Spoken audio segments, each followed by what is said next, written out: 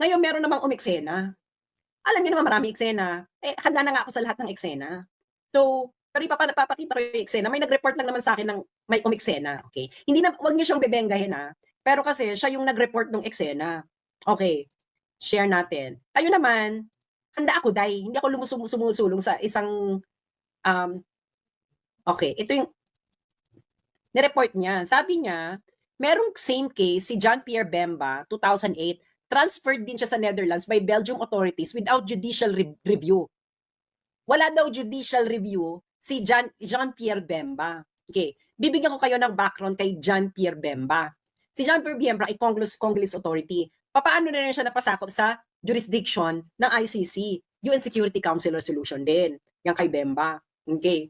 UN Security Council Resolution ba yan kay Bemba? I-fact check nyo ako. Okay, now, ngayon, asa na ba to ano ko ni Bemba? Okay, ngayon, itong mga to,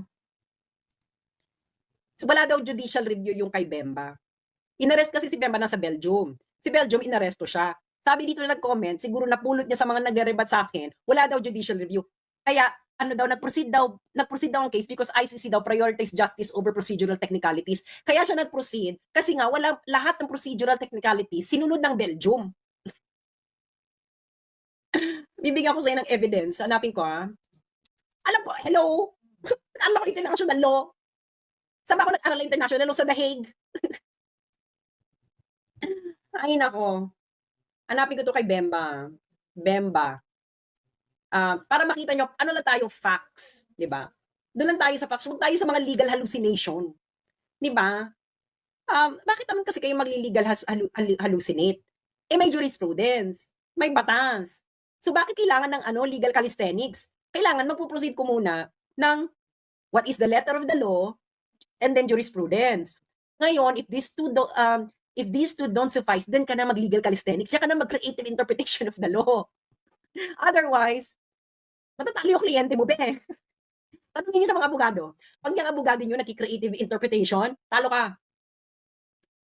Malaking chance mo matatalo ka unless yung creative interpretation niya talaga very plausible. Okay? Okay. Kay Bemba ngayon tayo. Bemba. Okay. Si Bemba, wala daw judicial review. Eh, kailangan nating sampalin ng katotohanan tong mga taong ito, no? Dahil pinagluloko nila ang mga Pilipino. Simple. Pinagluloko ninyo ang mga Pilipino. Pinagluloko ninyo ang mga sundalo, niloko ninyo mga sundalo, niloko yung mga police. You let them arrest their former commander-in-chief, beloved president of a lot of Filipinos, the first president from Mindanao, nang hindi naayon sa batas. Okay. Kay Bemba ngayon tayo. Bemba. Okay. That's Article 59, compliance. Okay. Dito ngayon tayo kay asa na si ay, si Bemba et al. Nakakaloka yung pangalan ni Bemba, no? Bemba et al. Okay. Asa ka na Bemba? Asa na?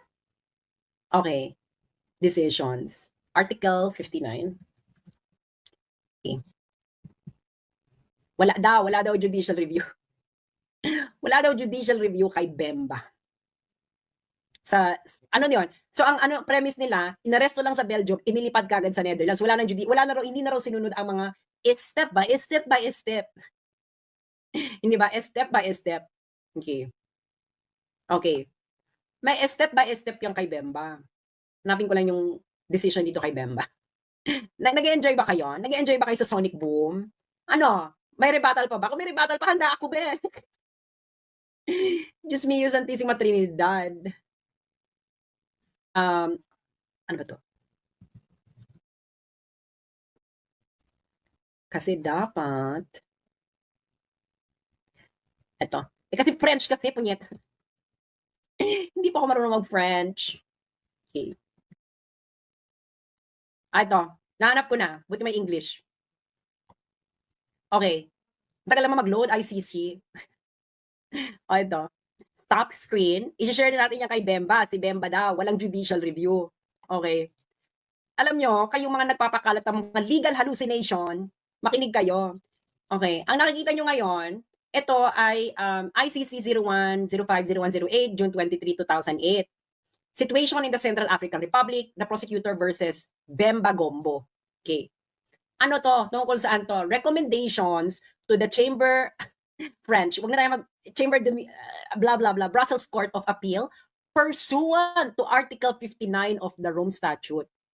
Ano ibig sabihin nito, friends? Ito yung mga gustong maghanap, ha? Ayan, itong hanapin ninyo.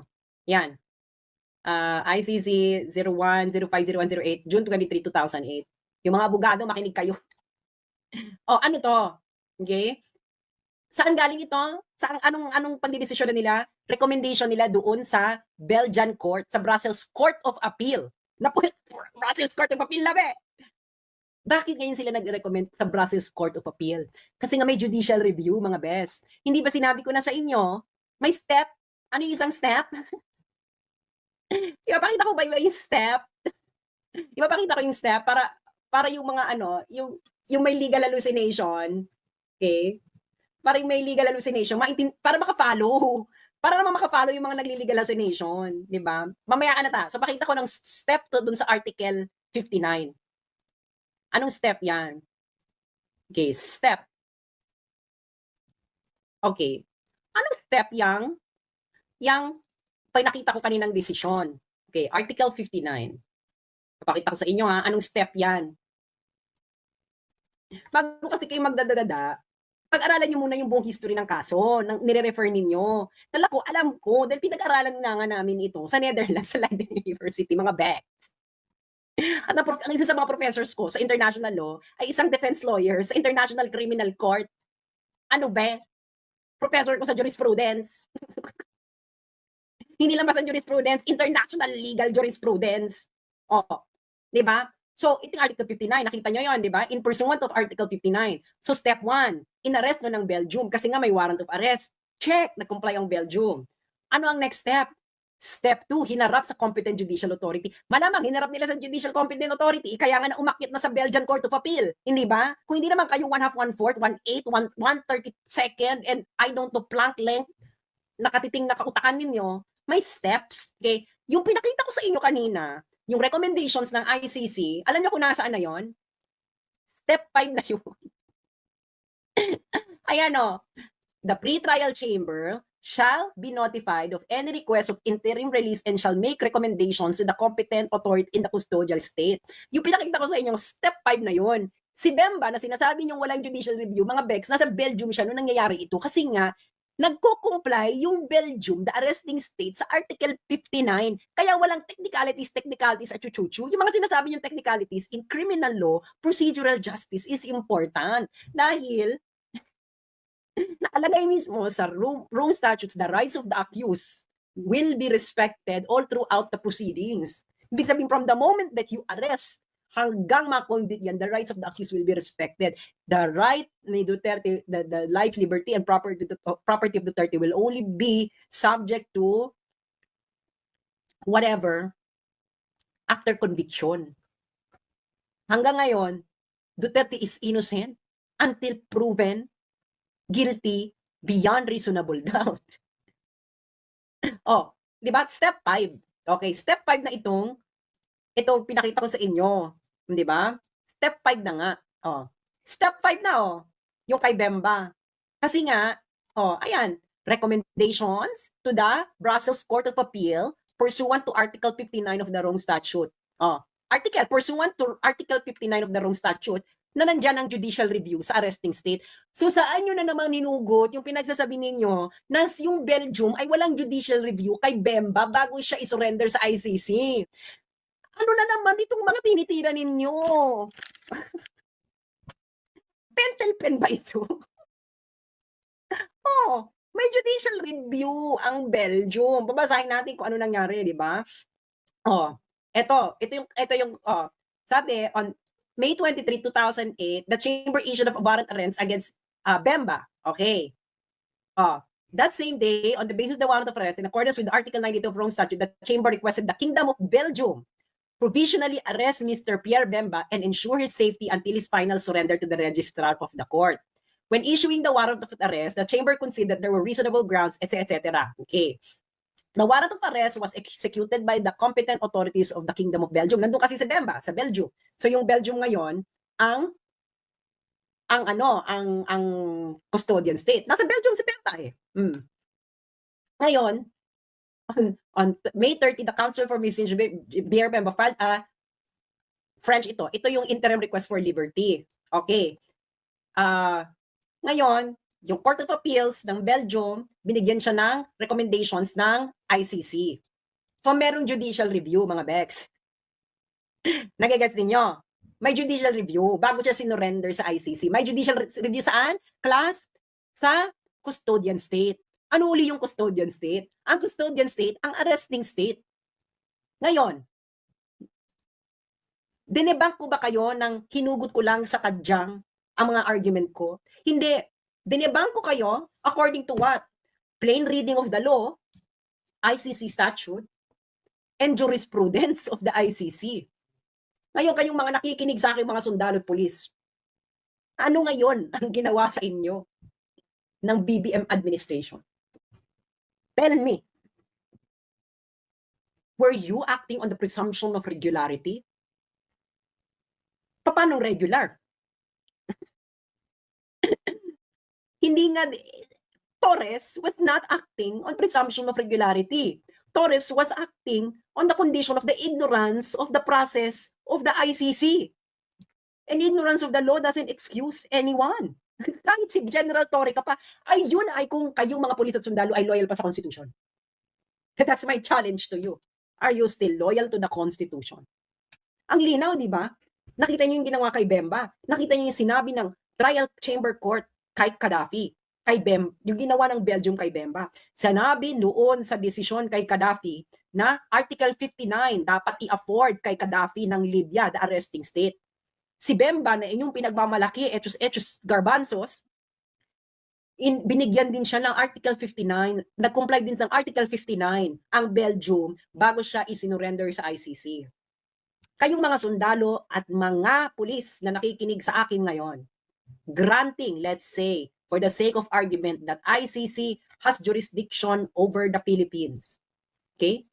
Let's say, for the sake of argument, just for the sake of argument. Okay? Ginawa ba sa pag-aresto sa former commander-in-chief? Ha? Hindi ito ginawa kay Erap. Hindi ito ginawa kay Arroyo. This is the first time that this was conducted in recent memory to a former head of state of the Philippines. Hindi ba? Si Erap nga na pinatalsik ng upheaval, na nagkaroon ng people power and coup combined laban kay Erap. Binigyan pa siya ng karapatan.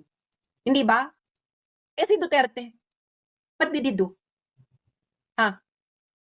Kayo mga sundalo at pulis. No, huwag niyo sasabihin may presumption of regularity. Presumption of regularity is premise that the officer actually knows what is regular.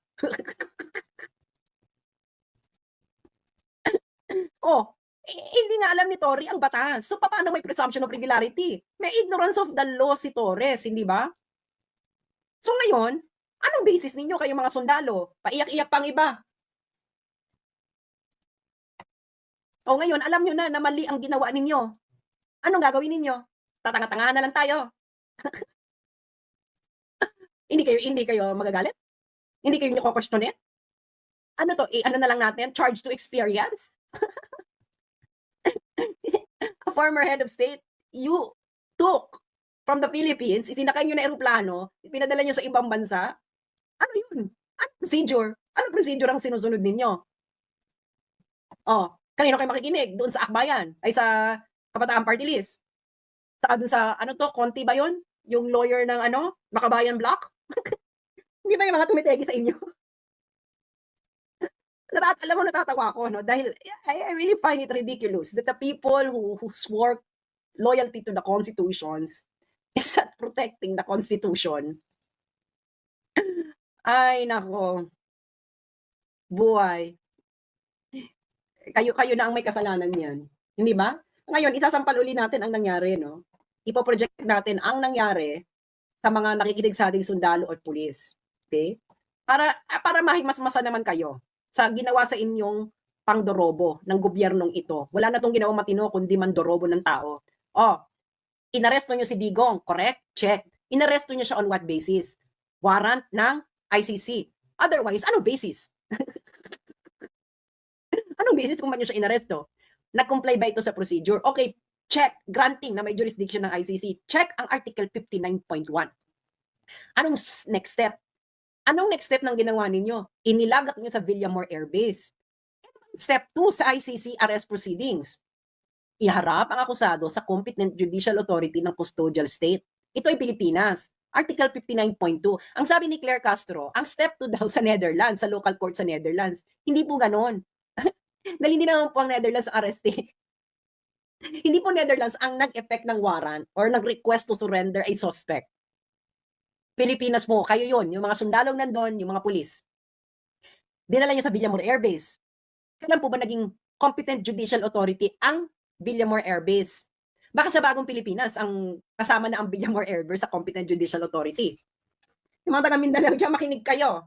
And the next step nyo is sinakay sa aeroplano. Hindi na kayo nag-comply sa Article 59.2, pati doon sa dapat gagawin sa Article 59.2, dapat yung competent judicial authority susuriin ang warrant, process ng pag-aresto, at kung nirespeto ba ang karapatan ng accused. Kasi na kayo nga sa aeroplano eh. Si Torre ba ay competent judicial authority? No arresting officer. Dapat ang ginawa ni General Torre, hinuli niya, ipinresenta niya sa harapan ng hukuman. Dahil yun ang nakalagay sa arrest proceedings ng ICC. Oh, ngayon, kung hindi mo ginawa yan, anong basihan mo ng ginawa mo? Oh, anong basihan nyo ng ginawa ninyo? Mamili kayo ICC statute, Philippine Constitution, Rules of Court of the Philippines. Which one? Para mahimay natin kung nagko-comply. Which one ba? ICC statute, Philippine Constitution, Rules of Court ng Pilipinas. Which one nag-comply? Nakita nyo na hindi nag-comply ng ICC statute, X lahat. Philippine Constitution nag-comply ba? Hindi ka nga po pwedeng dumiretso muna sa Philippine Constitution kasi sabi nyo may jurisdiction ng ICC. So ngayon, the rules of the ICC in arresting a suspect of a proceeding in the ICC is going to part of the domestic law of the Philippines. So ang umiiral na batas ngayon, kung sinasabi nyo ang Pilipinas ay under jurisdiction ng ICC, then it is the Article 59 is in operation sa Pilipinas. Ngayon po pwede nyo naman sabihin, hindi operational ang Article 59. Kung hindi operational ang Article 59, ano yung basis ninyo ng arrest? Article 59, arrest of the accused, ginawa ninyo. Sabi nyo Article 59, hindi ito applicable. Bakit applicable ang Article 59.1? Pero yung ibang items sa Article 59 hindi applicable? Ano yan? Select and choose. Tapos na to, choose your own adventure? Ano bang ginawa niyo sa ano? Ano bang ginawa niyo sa Malacanang? Ganito ba? Ganito, bulag-bulag point. Ay, Article 59.1 lang. Ganun ba yan? Ganyan bang ginawa ninyo? Tapos yung mga sundalo at mga pulis naman, ginawa niyong tonta. Pinapunta ninyo doon, kunwari, compliant. Kukunin niyo yung tao, Pilipino, tatanggalin niyo ng Pilipinas. Isa sa kanyang aeroplano, tatanggalin niyo ng Pilipinas. Si Tebes nga, may red notice. Nasa Istimor lang, napakaliit ng bansa ng Istimor. Yung Istimor, maliit talaga siyang bansa. Hindi nyo nga ma-extradite. Si Tebes, may warrant pa rin sa Pilipinas, hindi nyo ma-extradite mula Istimor. Tapos si Digo, hindi naman siya nag-resist. Hindi ba? Pero hindi niya siya sinabihan ng karapatan niya. Nakarapatan niya, ano yun sa mga karapatan? Humiling ng interim release sa competent judicial authority. And that will only happen after you present him before a competent judicial authority. Yun dapat ang ginawa ni General Torre. Hindi yun ang ginawa ni General Torre. Even the ICC jurisprudence on Gaddafi says that na pagkatapos mong arestuhin after effecting a warrant of the ICC, Article 59 will apply to the suspect. Kahit sino pa yan. Kahit dun kay Bemba. Yung kay Bemba may judicial review. Kayo yung mga nagsasabi sa inyo na walang judicial review yung kay Bemba. Yung mga magpapakalat niyan, that is incorrect. 100% incorrect. Pinakita ko na sa inyo, hindi ba? I-review nyo na lang. Hindi ba? Merong judicial review. Kay Duterte, hindi siya hinarap sa competent judicial authority. Ang competent judicial authority, habang nandun siya, hindi sinure kung ang warrant, ang process, at ang mga karapatan niya ay respetado. At hindi siya sinabihan na pwede siyang humiling ng interim release. sa competent judicial authority. Anong nakita ninyo? Pilit siyang kinukuha ni General Torre para isakay sa eroplano. Hindi ba? Yun ang mga nakita nyo at nasubaybayan ninyo. Huwag kayong magmaang-maangan kayong mga sundalo, kayong mga pulis. Ngayon, saan kayo loyal? Loyal kayo sa Constitution? What is the basis sa Constitution ng arrest? Mag-aantayan tayo ng desisyon? Alam niyo na, napakalinaw. Hindi nyo kailangan mali. It is incorrect. Flawed. You gave up the sovereignty of the Philippines. Ito, may role pa yung Korte ng Pilipinas, oh. Iharap sa competent judicial authority ng custodial state. Pilipinas yung custodial state, Claire Castro, hindi Netherlands. Your legal hallucination is too much already, madam. Magpa-hair follicle test ka na. Wala yung sinasabi mo. Yung sinasabi mo, Claire Castro, wala yan sa Rome Statute. Wala yan sa jurisprudence ng ICC. Walang papel ang Dutch court sa pagsusuri kung ang pag-aresto sa akusado ay proper. Unless na citizen nila ang involved, one, resident nila ang involved, two, or kung yung tao ay inaresto doon sa territory ng Netherlands. Doon lang nag-activate ang Dutch court in order to comply with Article 59. Yang sinasabi mo, Claire Castro, kayo naman GMA News 7, pinapakalat niyo ang kabubuhan ni Castro, halatang-halata kayong GMA News kayo ay mga bayaran kayo ni Marcos ngayon, na hinahada niyo si Marcos, nagpapatira kayo sa puwet sa mga Marcoses ngayon. Pinobroadcast niyo naman yung katangan, wala ba kayong legal researcher? Hindi niyo ba kaya? Ang mahal-mahal lang, ang laki-laki ng kinikita ninyo ah. Tapos puro kabubuhan pinapakalat niyo sa mga Pilipino? O, yung mga sundalo at mga pulis, naniniwala naman kayo. Uto-uto. Oh, nasaan ang papel ng Netherlands? Wala. It's not in the jurisprudence of the ICC. It's not in the Rome Statute. So saan hinugot ito ni Claire Castro?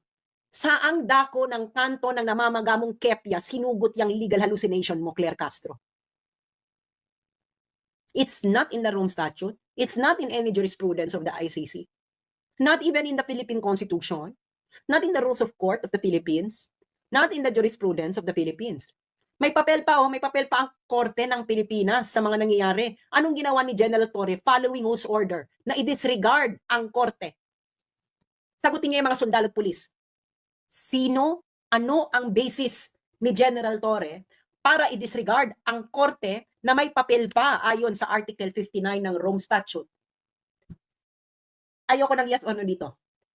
Give us your most talented reply.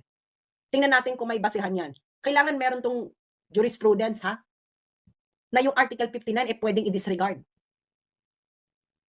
Hanapin nyo. Na kailangan i-disregard ito. Pero nakita nyo na, di ba? Doon sa kasus ni Gaddafi, anong sabi ng pre-trial chamber? Uulitin natin para makita to ng mga sundalo kung anong ginawang kabubuhan ng gobyernong ito. Diyos mio, Santissima Trinidad. Okay. Papakita ko uli yung kay Gaddafi, ha? Para malinaw ang lahat. Ito ba yung kay Gaddafi? Oh. Ito yung kay Gaddafi. Oh. Jurisprudence to ng ICC. Pre-trial Chamber 1, ICC 01110111 April 4, 2012. Pupunta ka ng paragraph 19. Anong sabi? Oh. Government of Libya, siya yung mag-aaresto, mag-effect ng warrant of arrest, afford Mr. Gaddafi the procedure described in Article 59 of the statute, which necessarily follows from arresting a person pursuant to a surrender request. Oh, Gaddafi na yan, ha? Yan ang sinabi ng ICC. Pagka-aresto mo, ibibigay mo sa inaresto mo dito si Mr. Gaddafi, procedure described in Article 59 of the statute, yung diniscuss ko, which necessarily follows from arresting a person pursuant to a surrender request. So, ibig sabihin, pag may inaresto ka in pursuit ng surrender request ng ICC, na yun ang nangyari, you will afford the accused the procedure described in Article 59. So ngayon, yung mga nagre-rebat-rebat sa akin, humugot kayo ng jurisprudence sa ICC justifying yung sinasabi ninyo na Article 59 does not apply to the Philippines. Dahil kung wala kayong mahugot, sama-sama kayong sanang mag-crashing sa taas ng amats ninyo.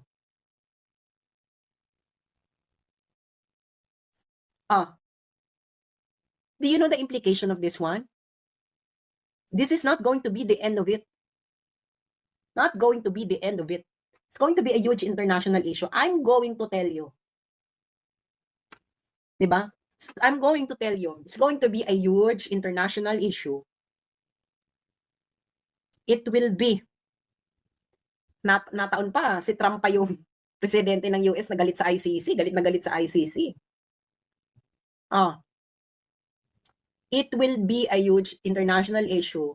And ang ICC ngayon nasa hotspot, di ba? Dahil yung kay Netanyahu, kay Putin, at yung battle nila ngayon with the US. Sa hotspot sila ngayon. Do you really think, ngayon, kung gusto ng ICC to add additional burden to them, go ahead. Disregard Article 59. But this will be your death knell. Because alam ninyo, kayo na rin mismo ang nagsabi sa jurisprudence ninyo, pagkatapos arestuhin ng isang accused, this is the jurisprudence on the situation on Libya, afford Mr. Cadavid the procedure described in Article 59. Ginawa ba yan sa Pilipinas? Ginawa ba? Ginawa ba kay Duterte? Napanood niyo lahat. Ano? Yung mga nakikinig sa aking sundalo, ginawa nyo? Ginawa ba ng gobyernong Bangang? O di malinaw na this is political. So you have been a tool not of law but of politics. Ano pa ba? Hindi na ayon sa batas eh. 'Di ba? Ito nangyari, inaresto si Digong, dinala sa Villamor Air Base, isinakay sa eroplano, umalis ang eroplano ng Pilipinas. Paano naging compliant yan ng Article 59? 'Di ba? O choose your i-screenshot nyo ngayon, pag-aralan ninyo, lalo na may mga sundalo, 'di ba? Pag-aralan nyo mabuti yan. 'Di ba? 'Di ba? Yang pula, yaan ang procedure. Yung blue, yan ang ginawa ninyo ng bangag na administrasyon. Ano ba yan? Nagtutugma ba? Screenshot ninyo, kayo mga nakikinig, screenshot ninyo, pag-aralan nyo, itulog nyo muna, pag-aralan nyo kinabukasan, sa inyong inuman, pag-usapan ninyo kung magkakatugma ba yung batas sa ginawa. Hindi ba? So ngayon, na sonic boom na. Meron pa ba? Meron pa bang i-rebat? Diyos ko naman, kung magbibigay naman sila ng argument, magbigay ng jurisprudence para ma-check natin yung jurisprudence. Ako, nag-umpisa ako sa plain reading of the law. And then pinalaliman ko. Nagtungo ako sa jurisprudence mismo. Ano ba kayo feeling? Kayo mga nag-repat, feelings. Based on feelings, motherhood statements, diyan naman kayo magagaling. Dapat ganun ang procedure. Ganun ang procedure ng batas, mga friends. First, the text of the law. Then, jurisprudence. Saka na kayong mag-legal calisthenics. Basihan ko, plain reading of the law, check. Ayon yan sa BCLT. Jurisprudence, ayon yan sa BCLT. Ngayon, hindi ko na to i-explain kung ano yung BCLT. Yung mga nakikinig na lang sa akin lawyer, kung hindi nyo alam ang BCLT, bakit kayo nagsasalita tungkol sa international law? Plain language. Check. Ayon yan sa BCLT. Reading of a treaty. Ang statute kasi, treaty yan. Check. Jurisprudence. Check. Anong role ng jurisprudence sa international law? Subsidiary ito. Basahin niyo yung ICJ. Sources of international law. Okay? Yang mga judicial decision, their subsidiary interpretation of a treaty. Pero ang una-una mong parate, napagbabasihan, that treaty itself.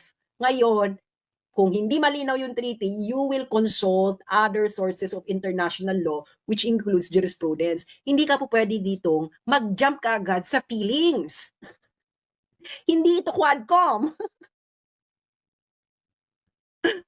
Socratic method, di ba? What is the text of the law? Yun ang unang tanong. Ganyan sa law school namin. Di ba, what is the text of the law? Explain. Di ba, IRAC, di ba? Alam nyo, yung mga law student, alam nyo yung IRAC. Kung hindi nyo alam ang IRAC, Diyos ko na baka ibang law school kayo. Di ba, issue, rule, application, conclusion. Saan yung application? Rule is the text of the law. Application, saan ka ngayon magre-rely ng application? Sa jurisprudence. Saka ka ngayon magre-reach ng C, conclusion. Actually, conclusion and critique, yun sa amin eh. May issue. Article 59 of ICC statute. Was it complied by the BBM administration? Oh, from issue, you go to R, rule. What is the rule? You list the rule, Article 59, as it is. Oh, application. Application, you begin with the plain reading of the text. BCLT. Yan ang rule sa BCLT.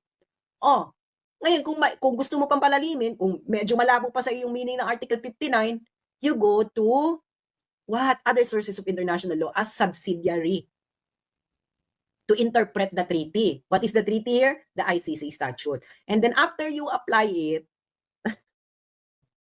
with the facts, you go to the conclusion of your issue. So what is the issue? Was Article 59 complied with by the BBM administration? Let the debate begin. Malinaw ang facts. Pinresenta kong facts. Pinresenta ko ang plain language of the law. Wala pa akong feelings, ha? Well, meron akong sarcasm, pero wala pa akong feelings. Pinresenta ko ang plain language of the law. Nagpresenta ako ng jurisprudence. I presented the facts, the law, the treaty itself, and the jurisprudence. And the facts ng pagkakaaresto and the law do not jive. So if the law and the facts don't jive, was Article 59 complied with? I-review nyo na lang uli ito. Maraming salamat sa mga nakinig. I-share nyo ito, pagdebatihan ninyo ito. Kayong mga sundalo at mga pulis, mag-usap-usap kayo. Niloko kayo ng BBM administration.